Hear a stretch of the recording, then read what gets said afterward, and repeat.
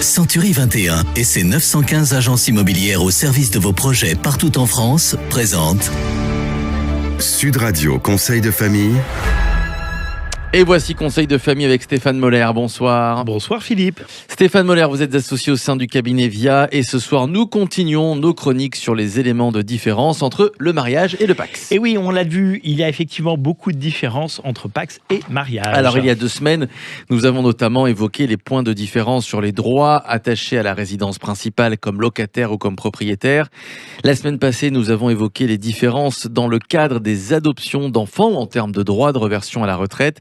Et cette semaine, nous allons commencer par évoquer les différences de traitement pour les partenaires de PACS et les époux au moment du décès du conjoint. Et oui, en cas de décès, les époux et les partenaires pacsés disposent des mêmes droits.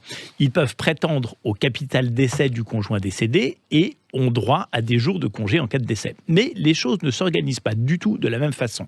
Les partenaires de PACS doivent impérativement rédiger des testaments, alors qu'il existe la possibilité de faire des donations aux derniers vivants pour les couples mariés. Autre sujet, je crois savoir que concernant leurs conditions de travail, les époux et les partenaires pacsés jouissent de la même priorité de mutation dans la fonction publique et de la priorité pour les congés communs.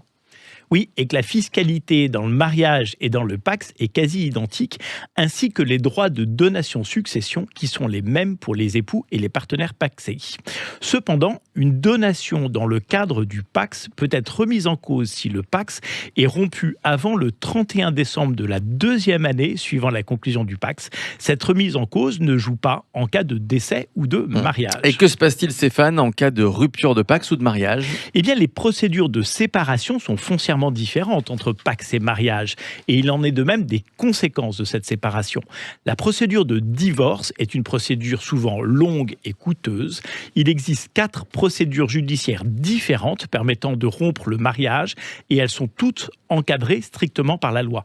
Cependant, si les époux arrivent à se mettre d'accord sur les conséquences de la rupture, ils ont la possibilité de mettre fin au mariage par le biais d'une convention établie par acte sous seing privé et contresignée par les avocats des 2 époux.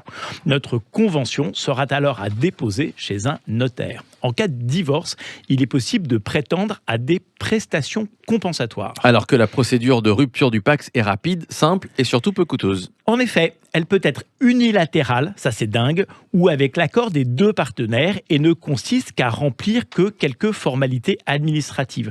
En fait, là, je viens de vous dire qu'on peut se dépaxer seul.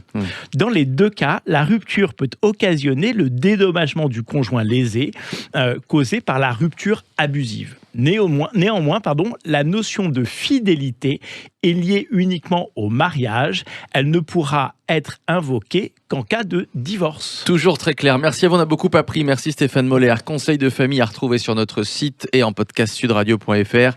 Et vos questions, toujours sur le site de Conseil de famille. Conseil avec un s-2-famille.com. C'était Sud Radio Conseil de famille. avec Century 21 et ses 915 agences immobilières au service de vos projets partout en France.